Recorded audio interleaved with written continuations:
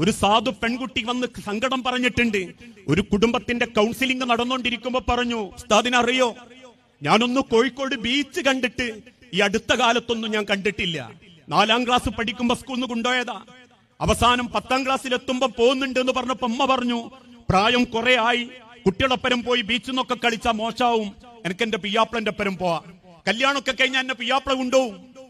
അവസാനം ആ പെൺകുട്ടി നെഞ്ചു പൊട്ടിയിട്ട് പറയാ, കല്യാണം കഴിഞ്ഞപ്പോ ഞാൻ മോഹിച്ചു, പക്ഷെ എനിക്ക് കിട്ടിയതാവട്ടെ ഒരു യാത്ര ഇഷ്ടപ്പെടാത്തൊരു ഭർത്താവ്, ഒരു സ്ഥലത്തേക്ക് എന്നെ കൂട്ടിക്കൊണ്ടുപോകാത്തൊരു ഭർത്താവ്.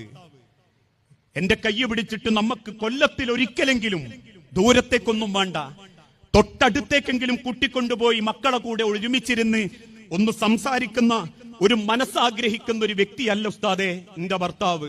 പൈസ ഉണ്ടാക്കണം, ഉള്ളത് സമ്പാദിക്കണം, വെറൈറ്റി ഫുഡ് വാങ്ങി കഴിക്കണം, ഉള്ളത് ജീവിതത്തിൽ